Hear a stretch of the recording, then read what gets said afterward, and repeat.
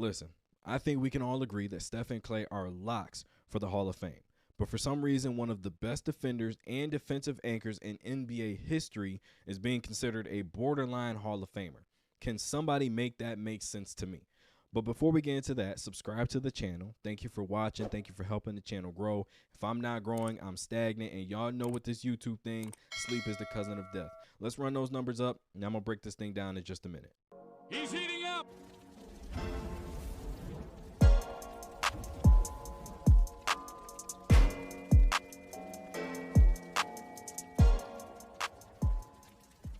As the season approaches, I'm going to be posting my top 76 players heading into the new year, breakdowns and analysis for every team, going division by division, MVP picks, Defensive Player of the Year, Rookie of the Year, six-man, NBA Finals matchup, NBA champ prediction. Tommy is expected to make an appearance. The eye test. Go subscribe to his channel to show him some love.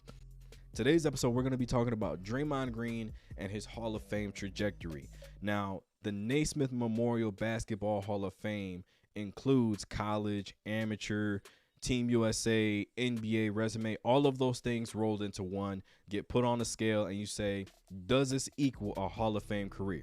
Now, Steph and Klay are solidified as the greatest shooting backcourt in NBA history, but at some point we have to entertain the conversation of them being the greatest backcourt of all time.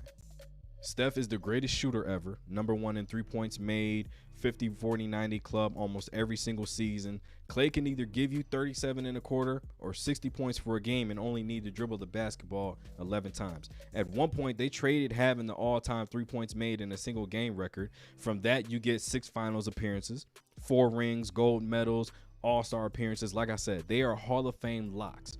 But every time I see a Draymond Green post or a Draymond Green video, this is the argument that ensues in the comment section. Anytime you bring up Draymond, the attitude is either they did all of that in spite of him or they could have done it without him. Look at 2019, Golden State versus the Clippers. KD and Draymond, they have a typical, argument amongst teammates. And suddenly it turns into a Hell in a Cell promo. And both of these guys actually had to sit down and they talked about this moment at length. How much did our argument against the Clippers drive you to ultimately lead the Warriors? It wasn't an argument. It was the way that everybody, Steve Kerr act like it didn't happen. Bob Myers and tried to just discipline you and think that that would put the mask over everything.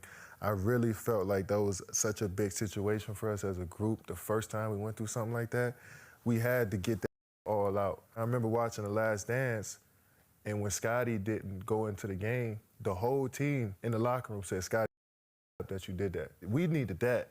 We just needed to throw all on the table and say, yo, Dre, K, like, up that we even had to go through that. Let's just wipe our hands with that and go finish the task. I don't think we did that, and we tried to dance around it. I just didn't like how all of that, just the vibe between all of that, it just made it weird to me. And then we have Jordan Poole versus Draymond Green in practice. Now, is it avoidable? Probably. But just like we said when Floyd dropped Victor Ortiz, you know better than to drop your hands. You got to protect yourselves at all times. So yes, he did get knocked out. Sure, there could have been a different approach, but if they've been going at it since Poole got drafted and nobody stepped in up to this point, this was inevitable. The locker room never recovered after that, and neither did Poole. You've seen his play throughout the season. You've seen their play as a team, especially going out on the road. When you go on the road and try to win games, trust has to be there. And we all know for a fact, just by watching them play last year, that was non-existent. This argument is fair. All right, it does have merit, but you can't look at the Warriors' run and come to the conclusion that Draymond Green has not had a Hall of Fame level impact on this team. When he was coming off the bench early on in his career, they were a good young team. They had solid pieces. David Lee gets injured, which forces Draymond to be on the court more. Jackson gets fired. Kerr comes in, and he makes Draymond Green a full-time starter. 4 championships later, this is his resume. 4-time All-Star, 2-time All-NBA, steals champ, 16th all-time in playoff assists, 21st all-time in playoff steals, 21st all-time in playoff blocks, 17th all-time in defensive win shares, 2nd all-time in playoff plus minus, He is an 8-time All-Defensive Player and 4 years first team, 4 years second team, 7 top 10 voting share finishes for all defense, and 4 top 3. He is a Defensive Player of the Year in 2016-2017. Now let's talk about his defensive resume for the playoffs. His direct defensive assignment, not the guys he has to switch out on and cover. I'm not talking about his ability to guard 1 through 5, which he has. I'm not talking about switching and guarding James Harden, Damian Lillard, Kyrie Irving, John Morant, CP3, and in a lot of cases, those players avoided switches with Draymond Green because of his defensive IQ. But I'm talking about his direct defensive assignment. We're talking about Blake Griffin, Anthony Davis 3 times, Prime Zebo, Prime Marc Gasol, Josh Smith, Dwight Howard, LeBron James 5 times, Kevin Durant, Kawhi Leonard 3 times, Joker, Luka, and Jason Tatum.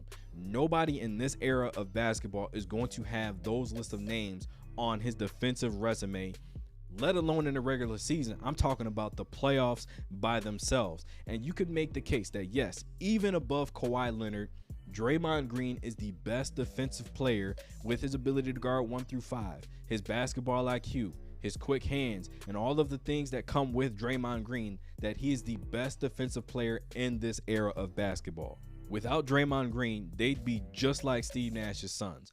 All of the firepower in the world, and they have a defense like Rocky Balboa. Let me know in the comments, is Draymond Green a first ballot Hall of Famer?